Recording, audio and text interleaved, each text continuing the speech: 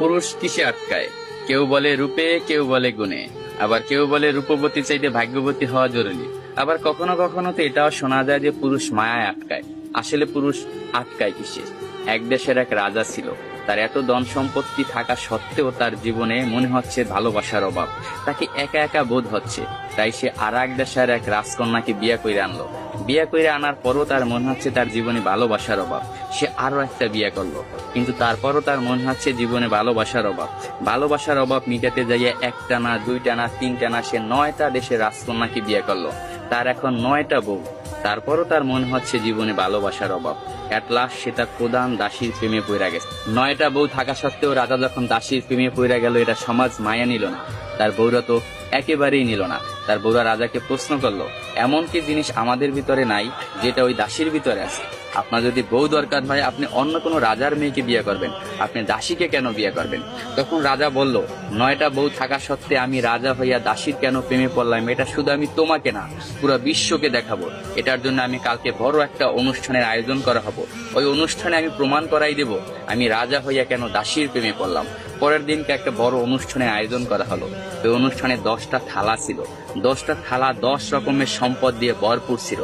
কোনটায় টাকা, কোনটায় সোনা, রূপা, হীরা, মুক্তা ইত্যাদি ইত্যাদি দিয়ে 10টা থালা ভরপুর করা হয়েছে। 10টা থালা ভরপুর করার পর রাজা সবাইকে বলল, এই 10টা থালায় 10 রকমের সম্পদ আছে। আমার 9 জন বউ এবং আমি যাকে ভালোবাসি আমার দাসী, এই টোটাল 10 জন। যে যে থালাটা ধরতে পারবে সেই থালার সম্পদ তার।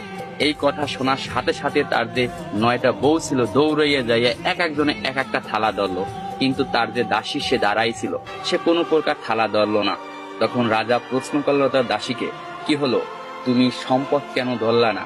আমি তো বইলাই দিছিলাম যে যে যে থালা ধরতে পারবে সেই থালার সম্পদ তার। তখন দাসী বলল, কে বললো আমি ধরি নাই? আমি তো আমার সম্পদ ধইরেই দাঁড়াই রয়েছি। রাজামশাই, আপনি ভালো করে তাকাই দেখেন, আপনার জামা আমার হাতে ধরা। আমি আপনার জামা দইরা বইছি। আমার কোনো ধন সম্পদ চাই না, আমি আপনাকে চাই। আমি যদি আপনাকে পাই, এরকম ধন সম্পদের আমার অভাব হবে না। আমি কিছুই চাই না, শুধু আপনাকেই চাই। আমি তাই আপনার জামা দইরা দাঁড়াই রেছি। তখন রাজা অর্থ হাসিতে হাইসা পড়লো এবং সবাইকে বলল, দেখো রাজদরবার বাসীরা, তোমরা সবাই দেখো, রাজার 9টা বউ থাকা সত্ত্বেও রাজা কেন দাসীর প্রেমে পড়ছিল। আসলে পুরুষ কখনো টাকা পয়সা, রূপ যৌবনের মায়ায় পড়ে না। পুরুষ আটকে যায় নিঃস্বার্থ ভালোবাসা। পুরুষ তাই নিঃস্বার্থ ভালোবাসা। পুরুষকে যে নিঃস্বার্থ ভালোবাসবে, পুরুষ তারই হবে, শুধুই তার।